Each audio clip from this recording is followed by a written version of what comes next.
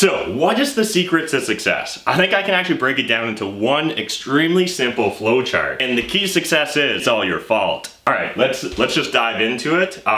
So here we are. Here's the flow chart, extremely simple. You got a problem. Ask yourself, is that problem your fault? If the answer is no, you need to re-examine and redefine the problem. Start over.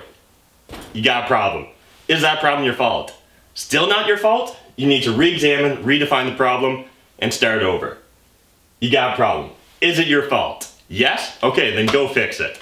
That's literally, I think, the biggest secret to success is everything's your fault. Because the moment you give up the locus of control, the moment you're not in control, then you're helpless. You're adrift. You can't control other people. You can't control problems that you can't fix. So it's pretty much game over. So let's use a couple examples of situations where maybe you don't think it's your fault. For example, this is a real estate channel, so let's kind of talk about some real estate examples. So, tenants not paying you, is it your fault? Well, they signed an agreement and they agreed to pay you that amount of rent every month.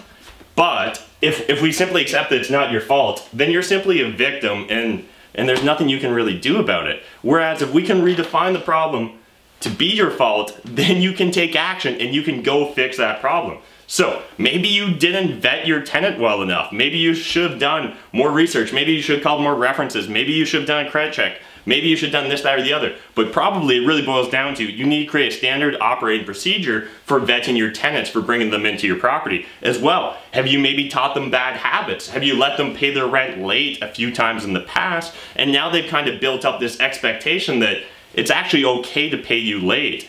Or maybe they've had a life change and you kind of knew about it. You knew they'd lost their job, but you were just kind of crossing your fingers hoping that they'd somehow magically figure out a way to keep paying you rent. When realistically, you probably should address the problem head on and just said, hey guys, I understand that you're going through some life problems or some life transitions, or you're going through a stressful time in life. I just wondered, is there any way that I can help you during this process?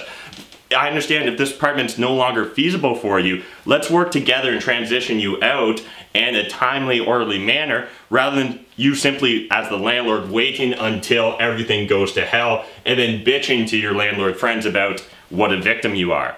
Same goes with property management. So you guys have heard me talk about in the past, I've had some really terrible property managers on my properties.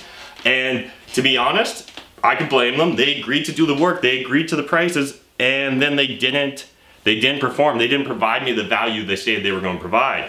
And so I could play the tiniest world's violin for myself all day long, or I could simply accept the fact it was my fault. I didn't get enough references. I didn't stay on them well enough. I didn't create standard operating procedures for them to work within. So at the end of the day, how could I expect them to succeed when I didn't even know if I had the right person? I didn't even know if I had the right processes in place to help them succeed, and then I was too hands off with it. So when I redefine the problem that way for myself, it gives me things I can fix. I can go out and create standard operating procedure. I can do a better vetting process of who I let into my organization, who I let become my property managers. And so by taking the locus of control and making sure that I'm always the one holding it, it means I can always make changes to not be the victim. I can always make changes to turn those problems into profits. At the end of the day, you guys have heard me talk about this on my channel so much, it's probably getting ridiculous, but there's either problems or profits. You get to decide. I'd rather have profits than problems, so I'm always going to redefine my problems to be my fault so that I can then go take action and I can fix those problems. And that's it. This is actually a pretty quick video for me. I'm kind of proud of myself for getting this done in under 6 minutes. So, if you enjoyed this video, smash that like button, hit the subscribe button if you're new to my channel, and until next time, remember, making money is a team sport. There's more than enough money in this world for us to all make it, but if you're not saving it, I mean, like, what's the point, guys? Thanks, bye! So yeah, that's how I shoot a video, guys. And yeah, Jeff is right. You guys should definitely come out to OREC 2018. You can find it at www.orec2018.com. Use coupon code McKeever, that's all lowercase, to get 25% off your ticket, because you're going to see a lot more of me, Graham Steffen, Jeff Weibel, Matt P. Shea, Ben the Humble Wholesaler out of Windsor, as well as just a giant... Pretty much anyone you've ever seen on my channel, there's like a 95% chance you're going to get to meet them in real life. I think that's kind of cool. That's the whole point of all this. So I hope you guys enjoyed kind of get a sneak peek behind my process of making a YouTube video. And if you're not subscribed to my YouTube channel, I mean, like, WTF, guys. I thought this meant something to you. All right, I'm gonna wrap up. I got more videos to shoot. I'm trying to shot 3 so far today. I want to get 6 shots, so need to keep hustling, keep grinding. But thank you, guys.